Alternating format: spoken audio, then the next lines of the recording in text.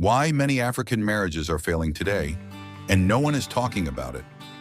In the heart of Africa's bustling cities and quiet villages, weddings are celebrated with vibrant dances, elaborate ceremonies, and sacred traditions passed down for generations.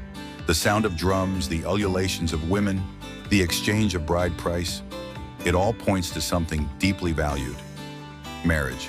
But behind the colorful decorations and smiling photos lies a troubling truth that few are willing to confront. More and more African marriages are silently falling apart. Some end in divorce, others continue, lifeless and broken, only sustained by cultural pressure and shame. From Lagos to Lusaka, from Kampala to Dakar, marriages that once promised joy and stability have become battlegrounds of pain, betrayal, and survival. So what exactly is going wrong? Why are African marriages, once considered sacred and unbreakable, crumbling in today's society? Let's break the silence. Across Africa, the foundation of marriage has always been rooted in community, tradition, and shared responsibility. In many cultures, marriage isn't just a union between two people. It's a contract between families, sometimes even villages. But modern times have brought major shifts, and not all of them are healthy. One of the most pressing issues is unrealistic expectations. Many young couples today enter marriage without proper understanding of what it truly means. Influenced by romanticized social media posts, Nollywood films, and Instagram weddings, there's a growing belief that marriage is all about happiness, luxury, and soft life. The reality? Marriage is hard work. It's sacrifice, compromise, and often enduring seasons of struggle. But few are taught that anymore.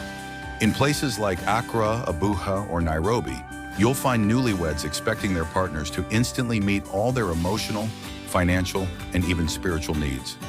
When reality falls short, frustration sets in. And because divorce is becoming less taboo, many opt out rather than fight through the storms. Another silent killer is financial pressure. In many parts of Africa, economic hardship is deepening. Unemployment is high, inflation is rising, breadwinners are overwhelmed, and when bills can't be paid, tension rises quickly. Husbands feel emasculated, wives feel abandoned, love fades, and blame becomes the language of the home. In Ghana, it's estimated that a large number of divorces are directly linked to financial disagreements. Let's not forget the issue of infidelity. In places like South Africa, surveys show infidelity is one of the top 3 causes of divorce. But the problem isn't just about cheating. It's about broken trust, lack of intimacy, and unaddressed emotional wounds. In some African societies, men are quietly encouraged to keep side partners. Others shame women who voice dissatisfaction in the bedroom. So the result is a growing emotional disconnect, leading one or both partners to seek attention elsewhere. And while technology has connected the world, it has also brought destruction into many homes. Smartphones, dating apps, and private messaging platforms have made secret affairs easier than ever. Some women in East Africa have even testified how their husband's addiction to online content ruined their sense of worth and intimacy in the marriage. Another major issue is the clash between modern gender roles and traditional expectations. In the past, roles were clearly defined. The man provided, the woman cared for the home. But today, African women are becoming CEOs, doctors, and entrepreneurs. This is something to celebrate, but unfortunately, some men feel threatened by these empowered women. Meanwhile, some women see submission as a sign of weakness or slavery. In places like Kenya and Nigeria, many marriages are now collapsing under the weight of power struggles. Who leads? Who submits? Who makes decisions? If these questions aren't agreed upon early, resentment builds. Family interference is another time bomb. In-laws, especially mothers-in-law, often feel entitled to control or influence the marriage. This is especially true in regions like northern Nigeria, western Uganda, and parts of Ethiopia, where extended family systems are strong. A husband may feel torn between defending his wife and pleasing his mother.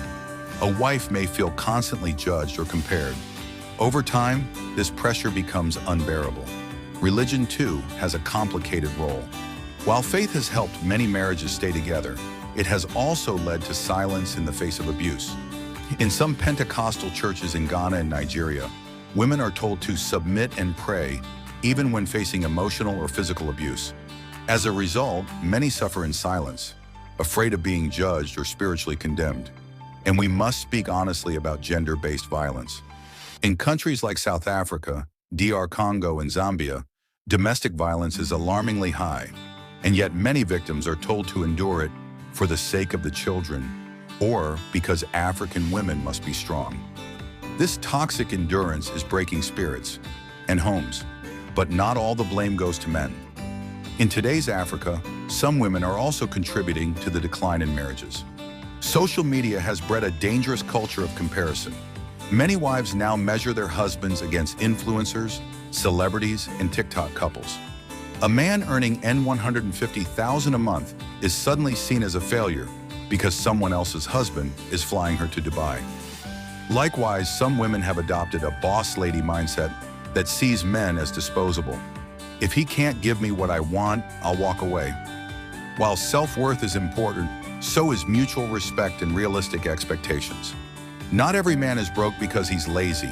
Some are simply victims of a struggling economy. The result of all these factors is that trust is collapsing, communication is dying, and love is being replaced by resentment. Children are growing up in toxic homes or with divorced parents, and yet society remains largely silent. Why? Because in many African cultures, talking about marital problems is considered taboo. Couples are told to keep their matters private, which often means they suffer in isolation. In communities like those in Rwanda or Cameroon, it's common to hear elders say, "There's no perfect marriage, just endure." But enduring without healing leads to slow destruction. So what can be done? First, we must break the silence. Open conversations about marriage, expectations, sex, money, and conflict should no longer be taboo. Churches, mosques, and community centers must create safe spaces where couples can talk honestly. Second, premarital counseling must go deeper. It should address finances, roles, conflict resolution, in-laws, and emotional intelligence, not just love and prayer. Third, we must remove shame from seeking help. Therapists, marriage coaches, and support groups should be encouraged. African couples need tools, not just tradition. Fourth, men must be taught to lead with love, not control, and women must be encouraged to respect without losing their voice.